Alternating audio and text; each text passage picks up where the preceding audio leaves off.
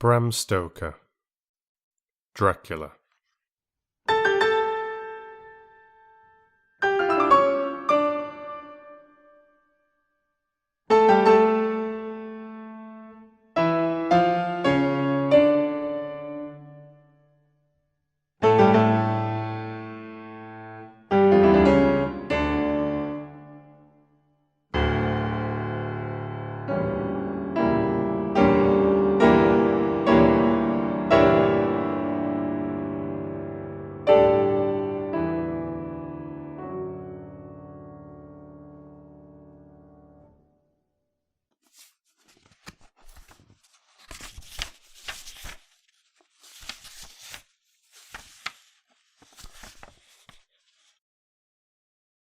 How these papers have been placed in sequence will be made manifest in the reading of them. All needless matters have been eliminated, so that a history almost at variance with the possibilities of later-day belief may stand forth as simple fact. There is throughout no statement of past things wherein memory may err, for all the records chosen are exactly contemporary, given from the standpoints and within the range of knowledge of those who made them.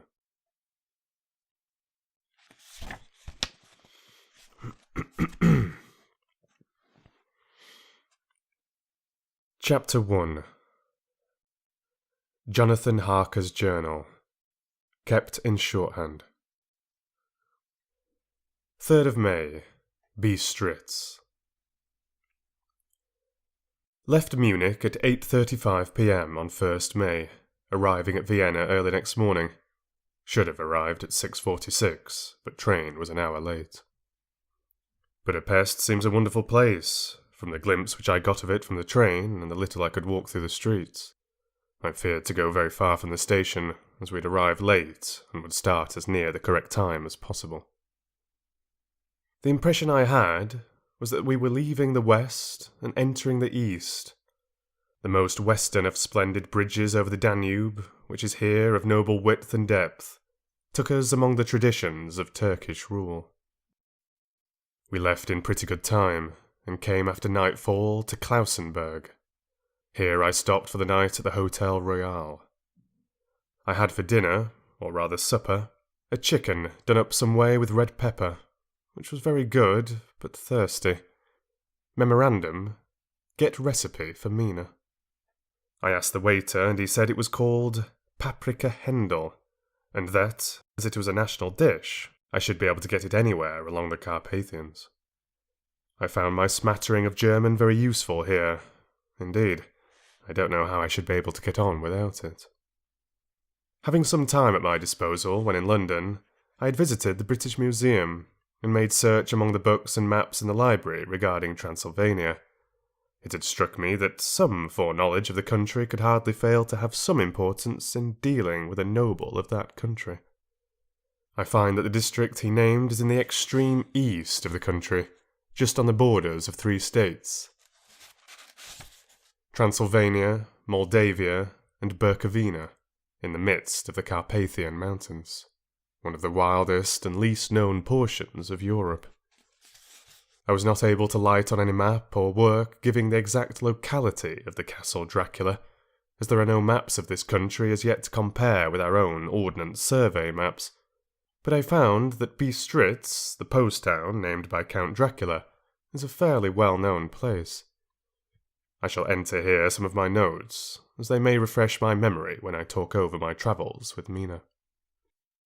In the population of Transylvania, there are 4 distinct nationalities: Saxons in the south, and mixed with them the Valaks, who are the descendants of the Dacians, Magyars in the west, and Sikis in the east and north. I am going among the latter, who claim to be descended from Attila and the Huns.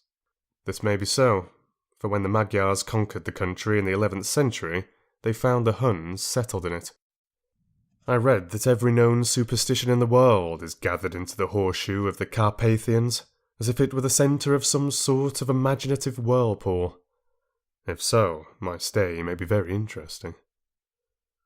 Memorandum: I must ask the Count all about them. I did not sleep well, though my bed was comfortable enough, for I had all sorts of queer dreams. There was a dog howling all night under my window, which may have had something to do with it, or it may have been the paprika, for I had to drink up all the water in my carafe and was still thirsty. Towards morning I slept, and was wakened by the continuous knocking at my door, so I guessed I must have been sleeping soundly then. I had for breakfast more paprika, and a sort of porridge of maize flour, which they said was mamaliga, and eggplant stuffed with forcemeat. A very excellent dish, which they called impletata. Memorandum, get recipe for this also. I had to hurry breakfast, for the train started a little before 8, or rather it ought to have done so, for after rushing to the station at 7:30, I had to sit in the carriage for more than an hour before it began to move. It seems to me that the further east you go, the more unpunctual are the trains. What ought they to be in China? All day long we seemed to dawdle through a country which was full of beauty of every kind. Sometimes we ran by rivers and streams, which seemed from the wide stony margin on each side of them to be subject to great floods. It takes a lot of water and running strong to sweep the outside edge of a river clear. At every station there were groups of people, sometimes crowds, and in all sorts of attire. Some of them were just like the peasants at home or those I saw coming through France and Germany, with short jackets and round hats and homemade trousers, but others were very picturesque. The women looked pretty, except when you got near them, but they were very clumsy about the waist. They had all full white sleeves of some kind or other,